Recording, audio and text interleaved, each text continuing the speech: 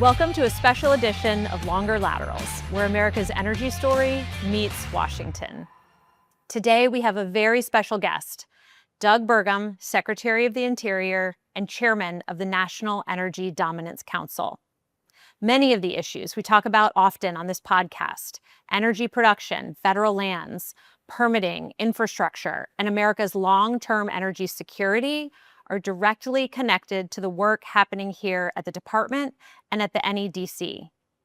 Secretary Burgum also previously served as the governor of North Dakota, one of the most important energy-producing states in the country. That experience matters because he saw firsthand how policies from Washington, both positive and negative, can impact the responsible development of oil and natural gas in the states. I'm looking forward to discussing how Interior and NEDC are advancing America's energy dominance and how the Trump administration is working to ensure that energy stays affordable and reliable for American families and businesses. Secretary Burgum, thank you so much for joining Longer Laterals today. Anne, fantastic to be with you. And first of all, great name for a podcast. Thank you. That was a big part of, during my time as governor, was the shift from 2-mile laterals to longer laterals, including my last year in office. 75% of the permits in the Bakken were 3 miles or longer, including some 4-mile laterals. And it's just such a, people don't understand that Shale Revolution was a high-tech led revolution. Exactly. And longer laterals is one of the biggest productivity increases in any industry in the United States across, like I said, all industries. Yeah. And so it's perfect name. And I just want to say thank you for your leadership for the last 7 years of AXPC. And you got a great group of members, and they're, for you, it must be incredible to just know that your membership is producing over half the oil in this country. And that's so you've got a big important job, and fun to be on here with you. Well, thank you. It is an absolute privilege to represent my members in this industry, and it is a real treat to be with you today, someone who also has a great deal of experience and understanding of this industry. So thank you so much for joining us today. And for your members, I just say, I mean, these are the patriots and the companies that President Trump loves and adores, because these are the risk takers, the innovators, the folks that have helped drive the energy renaissance in America. And we wouldn't have a policy of national energy dominance and American energy dominance if it weren't for you and your members. So we're at the top. I was, gratitude from President Trump and from Secretary Chris Wright, greatest energy secretary we've ever had. Lee Zeldin, who's doing more deregulation than anyone, and across the board, we have about, half the cabinet participates on the National Energy Dominance Council. And on behalf of the whole administration, thank you to your members for everything they're doing. And they're showing up, and it's making a big difference in the world right now. Well, thank you. And we are so grateful for your leadership and the leadership of President Trump and the entire team that you mentioned. I thought we'd start our discussion today with talking about federal lands, and the numbers are genuinely remarkable. So first, let's talk about drilling permits. You all approved nearly 6,000 drilling permits last year, double the rate of 2 years ago. We recently saw an absolutely blockbuster lease sale in New Mexico, $4 billion, quadrupling the previous record, and expressions of interest for new federal acreage, which is how industry formally signals what it wants to drill next, something that might not be apparent to everyone, has surged to more than 2.4 million acres, up from less than 100,000 just 2 years ago. That's a 25-fold increase. So the numbers really speak for themselves, and it really indicates that producers are fundamentally reorienting capital back to federal land. How would you describe, and what do you attribute that transformation to? Well, first of all, everything you've said is absolutely accurate and very exciting. But let me just add a few more superlatives. Please. As part of my gratitude for those. You don't have a record lease sale unless you've got an industry and members like yours that are out there bidding and competing for those acreage. But it's, at the end of the day, it's about capital's going to flow to where it has the highest risk-adjusted return. it sounds like an economist, which I'm not, I'm just a business guy, but I would say that what we're seeing is capital flowing back towards federal lease sales because we're providing more certainty than ever before. There is uh, essentially a decade and a half, I mean, through 2040, lease sales required now by law. It wasn't, it started with executive orders, but it got built into the working families tax cut bill, both onshore and offshore. We're going to have these. As governor, I was experiencing the time when it was in law, and the Biden administration was illegally not even holding lease sales in places like the Bakken.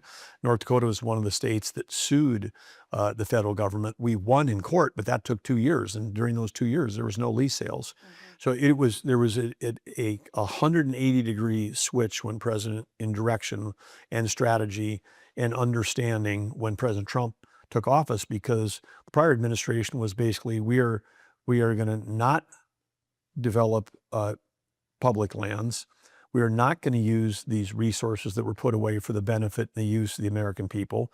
That somehow, some way under the Biden administration, by stopping not just oil and gas, but stopping grazing, stopping timber, stopping mining, that if we're going to stop doing that on the 20% of America that is the public lands, if we're going to stop doing that, that somehow we're going to save the world doing that, when in fact, what we were actually doing was endangering America, creating national security crises across our energy portfolio and production, across critical minerals, by killing mining, by raising the cost of housing, by killing timber, raising the cost of beef, by killing the grazing industry. I mean, we are still living in the wreckage of those policies, which drove less national security and high inflation. But along with President Trump and support from your members, here we are with these record numbers. But the other thing the Biden administration did was they were intentionally trying to economically drive this business, the oil and gas business, out of our country or out of business from an ideological standpoint, by doing things like raising the royalty rate by over 30%.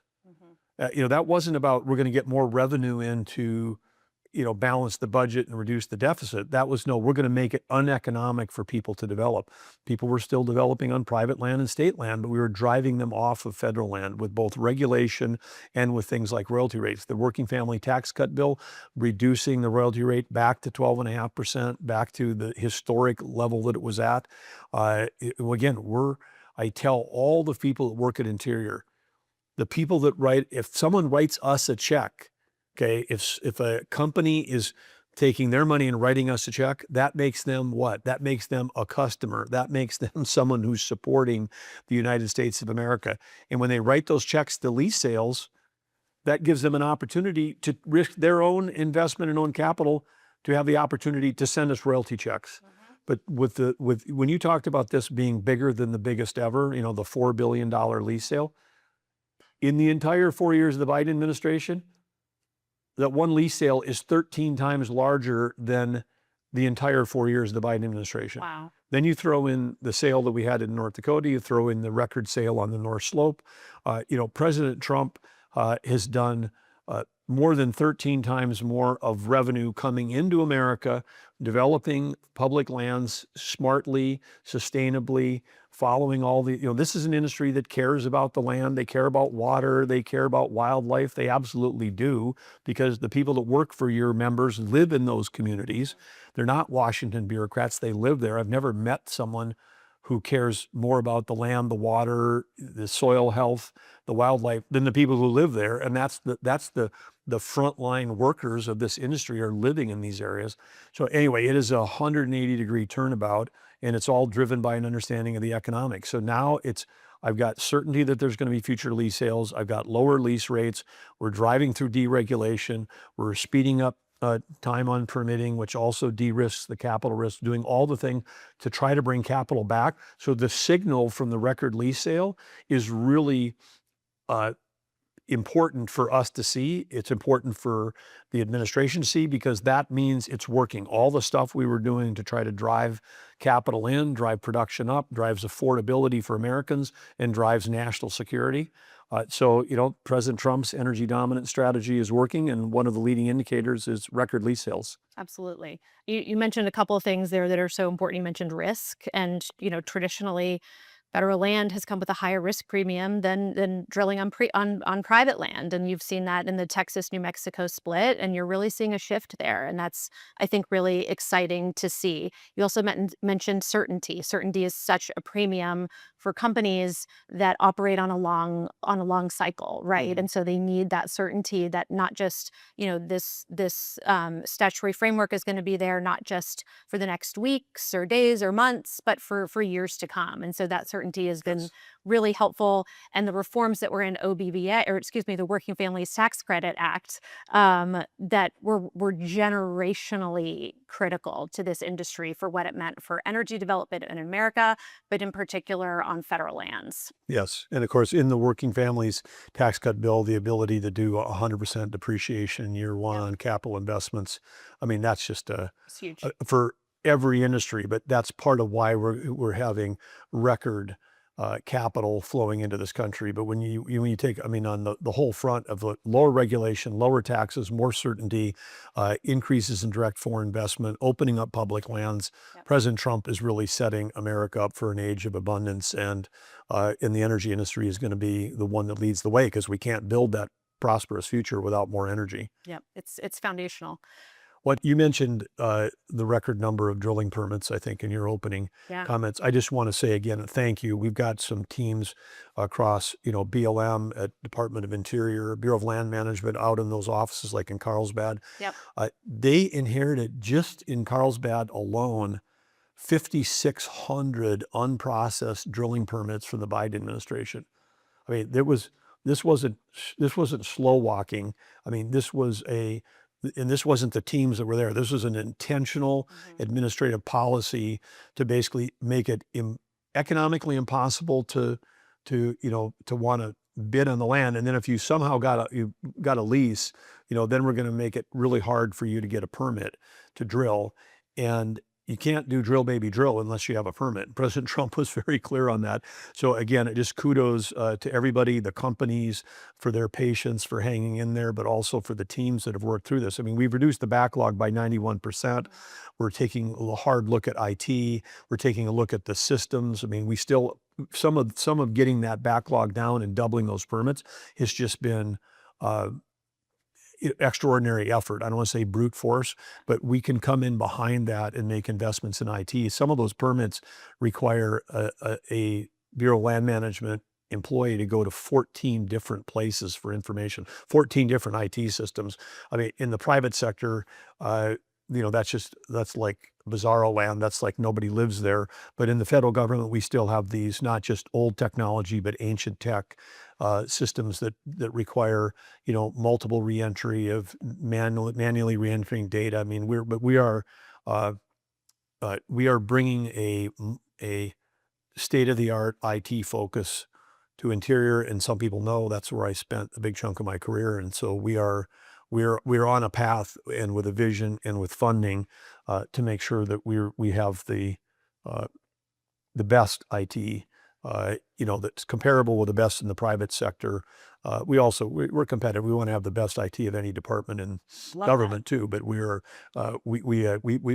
there's some hope coming Great. for our team members so that they don't have to just go on this long slog uh, of work to be able to do what they want to do, which is serve our customers that are helping drive energy dominance for this country. That is music to our ears because that is absolutely an issue that we hear a lot about. First, I also commend the team at BLM and the entire Interior team because there has been an incredible amount of work done on the backlog. So thank you for that. And you are correct that one of the biggest pain points for operators on federal lands is just the technology system and the operating system. So hopefully not a political issue, right? But something that can for generationally like really improve the system moving forward for decades to come is one of the most important things that y'all can do in that sense. So that's incredibly encouraging. Thank you.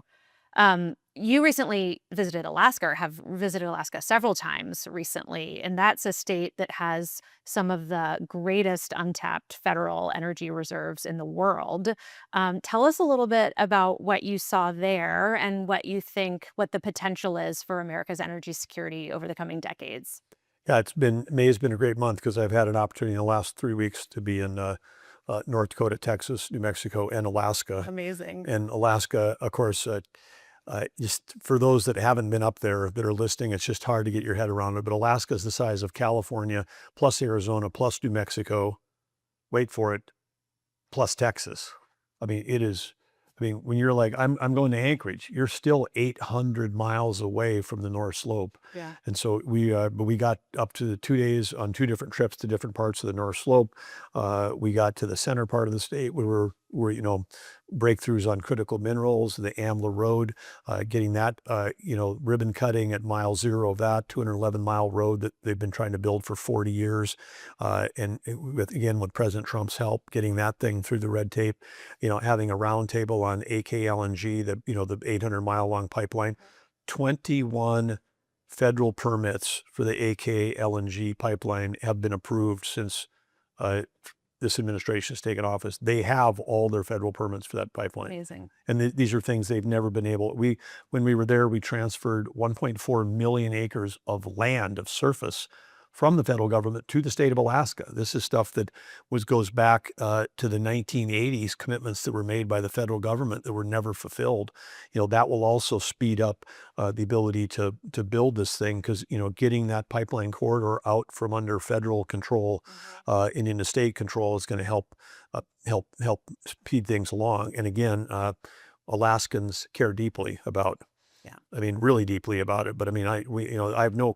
If we're moving land from the federal government managed by people in D.C. to moving it to people in Alaska who live there and have lived there for generations, I think we're in good hands. You feel good about that? I feel great about it. I mean, as the former governor, I mean, like I said, I never met somebody from Washington who cared more about their home state than the people that lived there did. So, and I know the same way Alaskans. So we're doing a lot of stuff for Alaska. We're also doing a lot of stuff for Alaskans.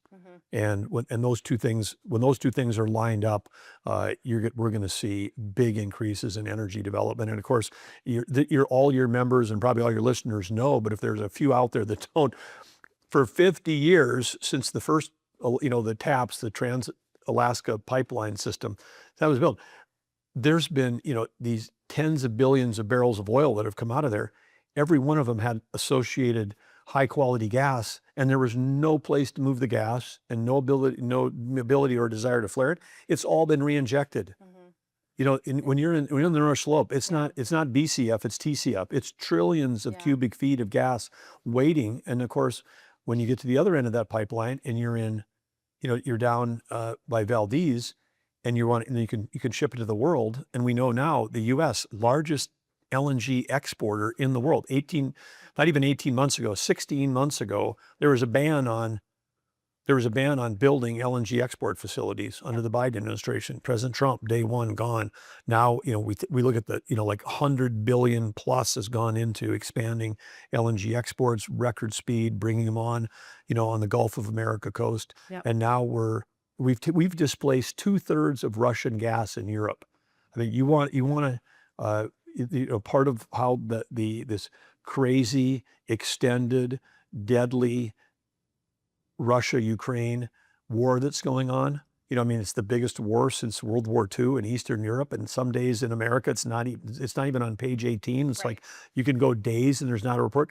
I mean, Russia just announced they've lost 1 million people. They've lost 1 million soldiers in this war.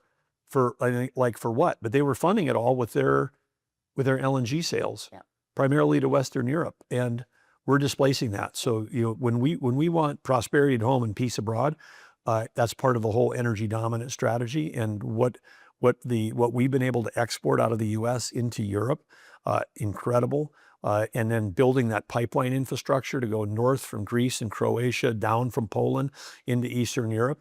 I mean, people may think, oh, Europeans have gone climate crazy. Yeah, and that applies to, take Spain, take Germany, take UK. Fair enough. You go into Eastern Europe, these countries that only have one gas pipe coming in, it's coming from Russia. Yep. They want to buy U.S. gas. Yep. They want to buy a lot of it. They've got underground storage in the Ukraine. I mean, we would, and so we're working again, Chris Wright and myself, on, call it the vertical corridor, call it the prosperity corridor, but north-south infrastructure in Eastern Europe, so that whether it's coming in ships coming from the U.S. to Poland or coming to Greece or Croatia, could fulfill all. We could take that next third of sales away from Russia with a few more pipelines. I mean, and that's just, again, how amazingly productive the U.S. and energy is. So demand is high all over the world. And of course, natural gas, well, you want fertilizer, you want electricity, you want to, use it for heat, you want to use it for process heat for manufacturing. I mean, it is the abundance that our country has been blessed with, which again, 20 years ago, people didn't even know, either didn't know we had it or didn't believe we could access it. Again, back to the whole technology, the shale revolution. I mean, this is, your members have literally changed. They're changing global politics right now. And all of what we're talking about has also shifted the geopolitics from the Middle East to the Western Hemisphere. Yep. Then throw in a Venezuela and an Argentina and a Guyana and an Alaska and the Marcellus, the Permian, the Bakken. I mean, it's happening in North America. And so you can talk about security. There's no choke points. There's no terrorist groups that can take over an oil field and close off geographic shipments in the Western Hemisphere. I mean, if you want energy security, you should be buying your energy from the Western Hemisphere. Absolutely. And that shift is beginning, and people are going to remember this year for a long time. They've got a new understanding of what energy security means and secure supply chains. All of that is fantastic for the US of A and fantastic for Alaska. I think, agreed. I think that is an incredible illustration of how the shale revolution has changed geopolitics. It's also saved Americans literally trillions of dollars from the outset. And there was a Berkeley researcher that actually did a study on this recently that showed that American families have saved trillions of dollars because of the shale revolution and because of natural gas. So it's really an incredible story. Yes, and we need to get that story out even more, because we're missing pieces of infrastructure. I mean, this administration has been working to try to get the Constitution pipeline built, a 135-mile pipeline on relatively flat ground from Pennsylvania into New York. That would have saved this winter tens of billions of dollars for the citizens in the 5 New England states that can't get access to. I mean, we have Maine, importing heating oil. Right. And or natural gas from foreign sources, despite being hundreds of miles from the most prolific natural gas. And some of the cheapest in the world. Yeah. And at the time of the Russian invasion of Ukraine, most of that heating oil that was going to Maine and New Hampshire was coming from Russia. Unbelievable. From dirty bunker fuel coming from around the world, because we can't get clean natural gas from Pennsylvania. We're going to save the world by blocking a pipeline. Good news. This administration, we got the Nessie pipeline completed. That gets Huge Pennsylvania gas into the New York. New York, and you're like, oh, it's just a small area. It's Long Island, it's Manhattan, it's like 2.1 or 2.3 million homes. I mean, are going to have access to cheaper, more reliable fuels. And the nutty stuff that was going on, there's 440 trucks that were delivering, home heating fuels around Manhattan and around the boroughs of New York when it got cold out. That was going to be the solution. I mean, that was the Cluj thing that was happening, because versus people literally going cold in the wintertime, because they didn't have enough gas to even pile up summer storage to get through the winter. I mean, that wasn't a weird day. That was like every day. Wintertime, get 440 trucks rolling around delivering energy. I mean, it's like, that is nonsensical. Well, in any other part of the world, people would be like, that's nuts. But that was happening in New York. And so anyway, we're finally getting some energy common sense going back again, but we've got more infrastructure to build to strengthen out. Another anomaly like this, of course, that we have is California. Clearly a national security threat. People say, why would you say that? At the time, which we're learning about how the world is shifted when the Strait of Hormuz closed, we had one state that was importing 2/3 of their oil from foreign sources, and the number one import location for the state of California was Iraq.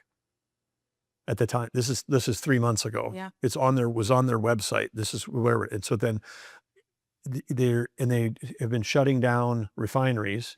So there is there used to be 40 refineries in California, and then it went to 9 to 8 to 7. It's heading to 6. And then now they're importing every day. There's refined product coming into San Francisco Bay and Long Beach from around the world. Some of that is Canadian oil that goes to Korea, gets refined, and then comes back here. But when there's no, Korea is dependent on the Strait of Hormuz. So if they're not, they're going to take the Canadian oil, they're going to sell the refined product to themselves. So if there's any reporters that might be watching or listening to this thing, my plea to all of them is I'm looking for someone who will write the first numerically intelligent report about gas prices in America like gas, like for automobile gas as opposed to nat gas. Because the average price of gasoline in America would be about as useful as someone getting up and saying, I'm going to write a story today about what the average temperature is in America. And then like a whole story, it's like, it's 44 in America today, 44 degrees Fahrenheit. Yeah. And you'd be like, what? No, I'm in Florida. It's 90. And then he'd be like, I'm on the North Slope. It's 0. Interesting. I mean, it's like that useful because it's meaningless. The average price in America is meaningless. Places that have high prices are the ones that have blocked pipelines. They've blocked American, security for transmission of fuels or oil or whatever. I mean, they turned blocking pipelines into an art form. The whole climate extremist crowd. California took it to a new level. I mean, there's like no infrastructure. They've blocked all of that. It has to come in by ship. And it's an oil-rich state in and of itself. In the 1920s, I mean, some clever writer called them the Kuwait of the Jazz Age. I mean, they were like producing like a fourth of all the oil in the world, not just in the U.S. I mean, they were the number 3 producer state in the country just in the last 25 years. And they've completely wiped themselves out of that. I mean, they're down now. They produce about 1/12 of what North Dakota produces in terms of oil production daily. And I mean, which is just, that's again, in a state that, guess what, has more internal combustion vehicles than any other state. And if you added up a bunch of states on the bottom end of that, they have more internal combustion vehicles than like 10 or 15 states combined.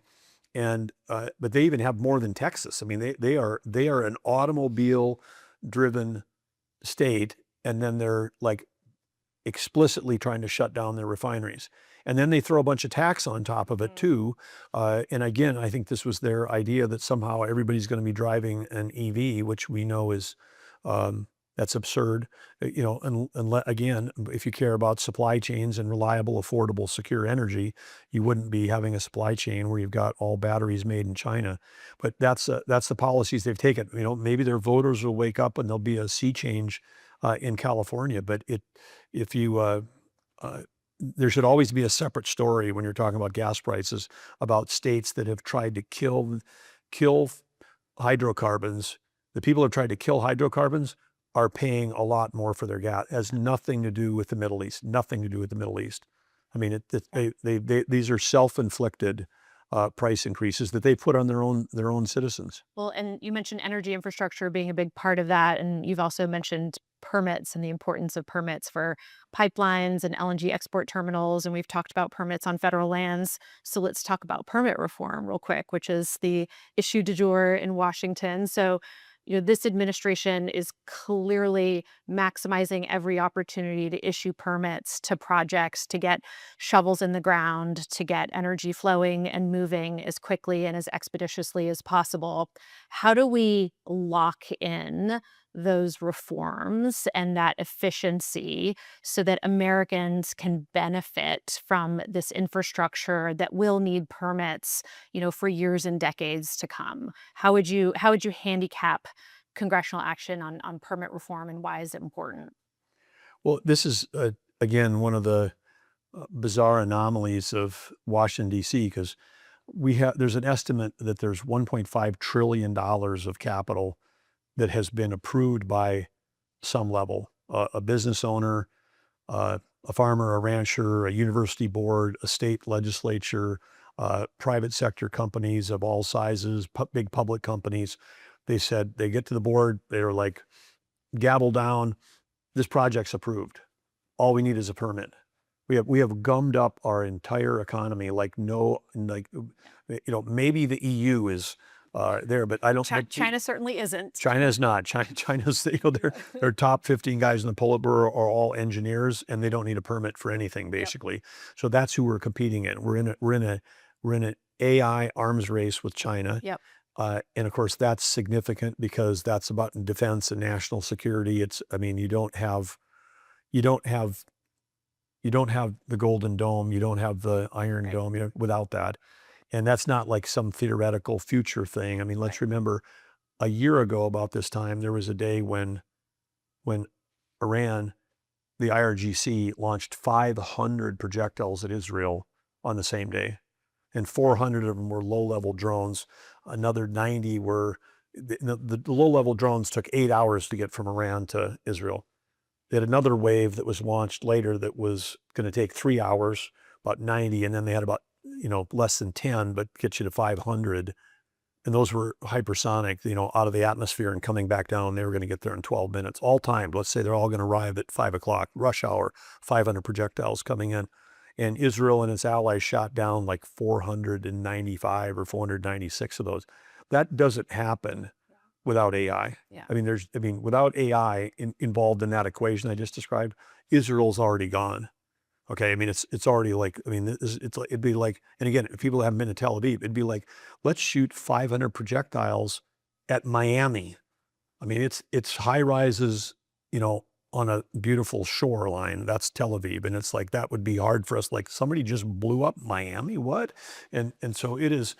So it's not a theoretical thing. We cannot lose the AI arms race. We want to cure cancer, extend lifetimes, have massive productivity increases, have a personalized tutor for every student in America. Those are all things that'll come. There'll be breakthroughs that we'll be reading about every week and every month on terms of things that we've been trying to solve for centuries that AI helps us solve, because it dramatically enhances the amount of intelligence we can put against a problem. And for all of your members too, they've got an R&D budget. Absolutely. And there's like R&D is like, I remember, being a CEO, chairman, corporate officer for 20 plus years of public companies, and you'd always be like, we want to spend more on R&D, but we got to look at this and think about earnings and it was always the thing that got squeezed a little bit and you're not unsure about it.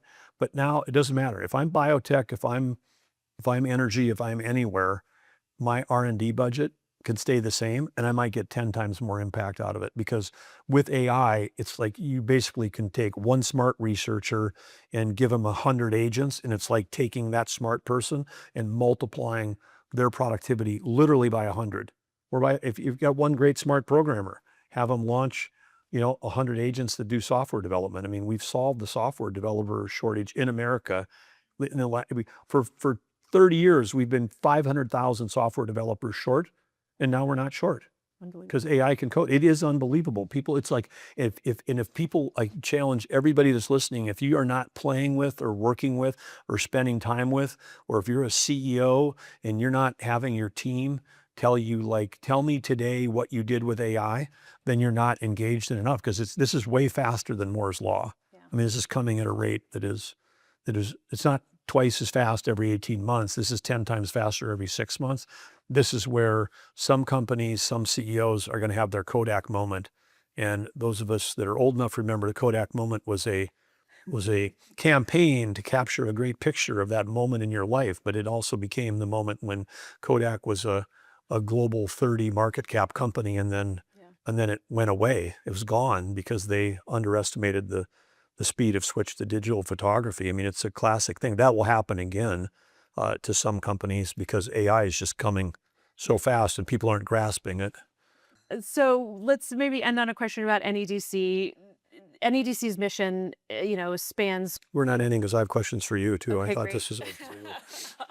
It spans LNG exports, it spans regulatory modernization, energy diplomacy, and much more. What do you think has been the biggest win at NEDC so far, and where are you focused next? Well, we're focused across all of what you described and more. And this is, again, kudos to President Trump creating the National Energy Dominance Council inside the White House, which allows us to coordinate and break down all these barriers across all these different departments, which in prior administrations weren't coordinated. Very siloed. Very siloed. one place they actually worked together pretty well was the Biden administration, because it was a whole of government approach to try to kill this industry. And so we need the whole of government to unwind it. And whether it's, I mean, when there was failed sanctions under the Biden administration on Venezuela, Russia and Iran, all that did was turn those three big producers into China's discount gas station. I mean, that's what it did. Now with the Department of War, with the Treasury, with Commerce, I mean, when we put sanctions on someone, there's actually sanctions. Secretary of State, I mean, Rubio, I mean, the whole team is behind it. Like, okay, we're gonna, if we're going to put pressure, it's going to be maximum pressure, and we're going to make sure this works. And from a regulatory standpoint, again, it's Lee Zeldin has been a key player across this. So the NEDC is a coordinating function. Many of your members we work with, we invite members or other listeners, if you haven't established a relationship with NEDC, you should, because inside the White House, we've got the NEC, the National Economic Council, providing invaluable information about economics, where direction, advising the president directly. We've got great leadership there. Kevin Hassett had a group. You've got the NSC, which is National, Security. They're also advising. They're all part of that. President Trump's got Chris Wright and I on the National Security Council. So we've integrated that into the decision making, because there's so much about energy that plays into national security. But the NEDC is more like a governor's economic development group, because we can't execute on the policy of energy dominance unless the things we've talked about, unless we're building infrastructure. Are we building export facilities? Are we building, pipelines? Are we cutting through the red tape? Are we battling states that are trying to stop this industry? So the NEDC is about building stuff.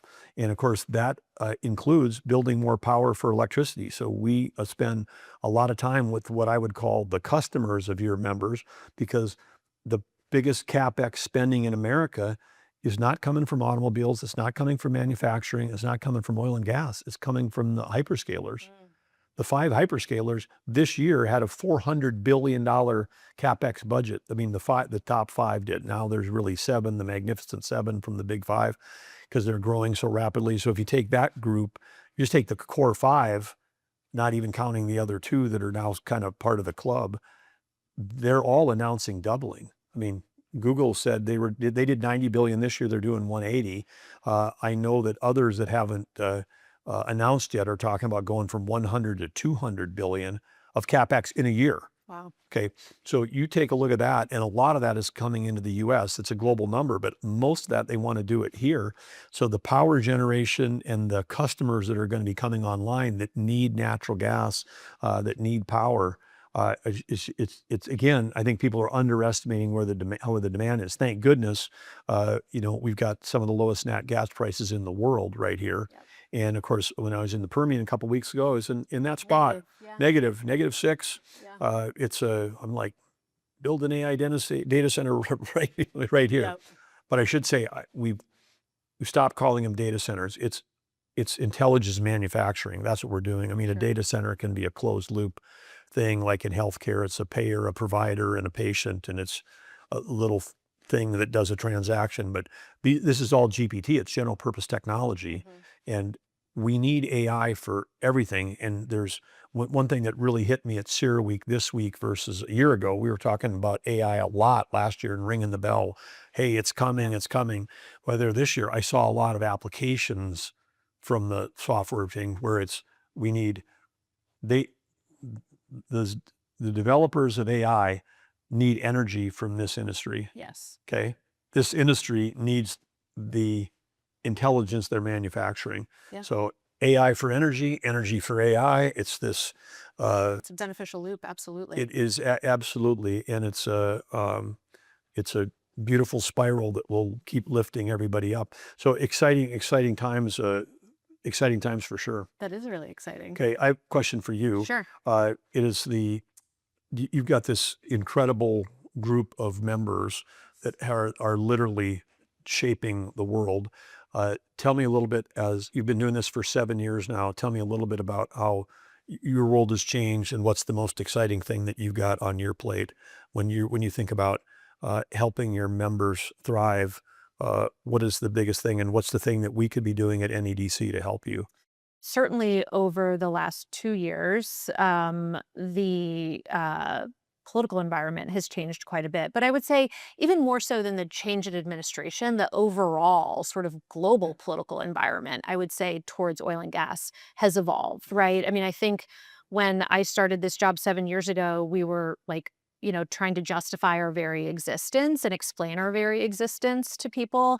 And now I think whether it's the conflicts around the world, whether it's technology's need for new energy sources, that you have to spend a little less time explaining why oil and gas are still needed in the world, despite the fact that fossil fuels make up 80% of the world's energy mix. It was a bit of a bad word. What in terms of this administration has been an absolute game changer in terms of being supportive of industry and the support that y'all have provided. I mean, these things take time. The regulatory changes take time. But what has been accomplished in the last 2 years has been pretty remarkable. That's great. Uh, Thinking back on your question that you asked me, I don't think I answered it fully. But for those that are listening on the NEDC, again, we're not only doing electricity in the grid, in the D-rig, and doing things like we got 13 governors, 8 Democrats, 5 Republicans to sign a an agreement about how PJM, which is the grid in the Northeast, could move forward to, add new sources of power without raising rates. So that was the big thing. I mean, to get that in this middle of like, oh, you can never get the two sides to do something together. I mean, to get all 13 governors that are part of that grid to agree to something was something that NEDC got done. And natural gas is pretty foundational to that agreement. Absolutely is. Yep. And more, I mean, the whole thing about the energy transition that the climate extremists were selling, that was, as President Trump says, a scam. And it's like, it was a scam because there was no transition. You can't go from something that's available 7 by 24 to something that's dependent on the weather. I can't take, you know, 10 gigawatts of this and then call this 10 gigawatts, but that 10 may be 0 some days. That is energy subtraction. It's not energy transition, it's energy subtraction. So the transition word was basically false. What we need is energy addition. Yeah. So we can't subtract. If transition equals subtraction, we need energy addition. We need more. Yep. And so that's what we're all about. The critical minerals, we're in a difficult position because China has spent decades building a lead. But what we've been able to accomplish in the last 16 months with, between the State Department and NEDC and everything, I mean, I think we have over 50 countries we've met with to try to get bilateral agreements about having a club of nations where we can trade freely because with each other, with price floors for those critical minerals, because China was flooding the zone with illegal dumping and killing the opportunity. I mean, they were killing anybody that got a startup in the U.S. in mining. They would just flood in, and 1 year a U.S. company's making 100 million, the next year they're losing 200 million. They can't get a loan, and then they close down the mine. I mean, it was targeted economic warfare that was going on. So we've got that battle, which we're fighting. Back on the front of oil and gas on Alaska, I would say that the thing which is amazing about Alaska is anybody who's investing in Alaska is you're not only helping the U.S. and helping Alaskans, but we have all of our Pacific allies. Yep. Very excited about that. Yeah, and the Japan, when we met with them, when I was governor of North Dakota, we mentioned that they were getting 90%, 92% of their oil from the Middle East. Maybe they'd want to, buy some from the Bakken. That didn't really land with them. But now when the Strait of Hormuz is closed, they're like, wow, we've got 92% coming from a place where we may not even be able to get it. So when we had an energy security, Indo-Pacific Energy Security Conference that NEDC held in Japan this winter, we had I think 21 countries there, energy ministers, whatever, 100% want to buy more energy from America. And for many of them, Philippines, Taiwan, Thailand, South Korea, and think we have 50,000 U.S. troops in Japan. We have 28,000 in South Korea. We have Guam, our territories that are part of interior are all dependent on that. Hawaii is dependent on foreign oil. Alaska has this gigantic marketplace in front of them. So anybody that invests in the Alaska pipeline, invests in Alaska oil and gas development, it's not like, oh, we're competing with the Gulf of America. No, it is a whole new set of Whole new market. customers Yeah. that want to diversify their source of supply back to the United States. Yeah. It's 8 days from Anchorage to Tokyo. 5 of those days are in U.S. territorial waters guarded by the Navy, the U.S. Navy, versus the ship may or may not be allowed to leave, and if it does, it's got 3 more straits to get through, Yep. to get here. I mean, and it takes 40 days. So it is like we have a remarkable competitive advantage selling out of Alaska into the Pacific, and I think that's why we saw a record sale up there. And I tell you, there's a lot more resource for oil on the North Slope. I was fortunate we were up there on the day that Pikka had first oil. 80,000 barrels coming online, going through that pipeline, and we've got a pipeline that could handle another 500,000 barrels a day. The oil pipeline does not need, it's running, it doesn't need a permit. Just develop the resource, put it in the pipeline. We've got customers. So that's a place where we can get another 500,000 barrels easy. At its peak, it was running closer to 2 million barrels. If we could get back to that out of Alaska, that would be amazing a day. So exciting stuff going around, and in front of us, immediate near-term Well, things. it certainly has illustrated this conflict that American barrels are the most secure, responsibly produced barrels in the world, bar none. So that's certainly been a silver lining of all of this, and lots of opportunity there. That is cool. You said that in one sentence, which took me like 12 sentences, but I love the American barrels are most secure. I'm going to use that. That's great. Please do. Mr. Secretary, final question. What is one thing that would surprise people in America about your job? They would be surprised to find out that this misnamed department called Interior has properties in 14 time zones, including the only U.S. territory in the South Pacific, American Samoa, is part of Interior, where we have a beautiful national park. But Guam, Marianas Islands, U.S. Virgin Islands, if you've been there, that's part of that's part of Interior. So that's one of the fun things. And these are, of course, U.S. citizens, and many of them serve in the military at high levels. We've got military bases there. It is in most of these. It's important strategically to our country, and of course, in the case of the Pacific ones, those are islands where U.S. Marines and U.S. sailors fought and died to be part of winning that war, and so they've been an important part of our country since World War II. Well, especially on the cusp of celebrating America 250 this summer, which I know is under your jurisdiction. That's a really great reminder. So thank you for that. It That's is, great. and as part of that celebration, and your industry has been very supportive. We have the opening of the Theodore Roosevelt Presidential Library at the Theodore Roosevelt National Park, and we have 63 flagship national parks out of about 450 national park properties, including battlefields and historic sites. But the flagship national parks, it's the only one named after a person instead of a place. Oh, I didn't know that. And it's very appropriate because this is where Theodore Roosevelt came after his wife and his mother died in the same house in the same day, and grief-stricken, heartbroken, Yeah. and in a very dark spot, got on the train and headed west, and that's where he turned himself from a sickly New Yorker because he had a very, very challenged childhood with asthma and thought he was going to die a couple times, and he built himself into this rough and tumble cowboy who became, led the Rough Riders, only president to win a Medal of Honor for his service and courage in battle, and then went on to become governor of New York and then vice president and president of the United States, and really transform our country. But part of what he did, part of the 20% of America that we manage in Interior, which includes 500 plus million acres of surface, 700 million acres of subsurface, and 3 billion acres of offshore around the globe, he was putting away those lands for the benefit of the use of the American people. They were not, there wasn't like, we have wilderness areas, we have national parks, there are some really precious spots, but the bulk of that land is by law set up for multiple use, for grazing, for timber, for oil and gas development, for mining, and making sure that we are following the law and delivering on Roosevelt's promise that this is for the benefit and the use of the American people, and leaving it in a better place than what we found it. And we can do, I learned in North Dakota that working with this industry, the oil and gas industry, you can do both. Yep. You can do both.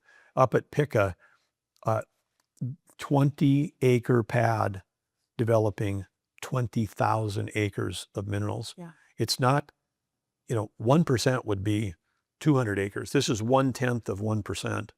You talked in your opening question about how we've done millions of acres. That's millions out of the 700 million of subsurface. So this is the millions that we're talking about expanding represents less than 1/3 of 1% of all the mineral acres that we manage in Interior. I mean, we are so blessed with abundance. Happy 250 America. You got a birthday present. A lot of it came from visionaries like Theodore Roosevelt, who basically said we're taking some of the richest land, we're going to leave it in public hands to make sure it gets developed, not because it was all meant to be a preserve. There's a place for wilderness and national parks, and we take great care of those. And this industry helps pay the way for that, and we're grateful for their support of the national parks, our fish and wildlife refuges, and things like the Theodore Roosevelt Presidential Library, where we will celebrate all of this. Well, that will be a perfect way to kick off America 250 celebration. So very excited for that. And thank you again for being with us today. This was an absolute pleasure. Thank you, Anne. Thanks.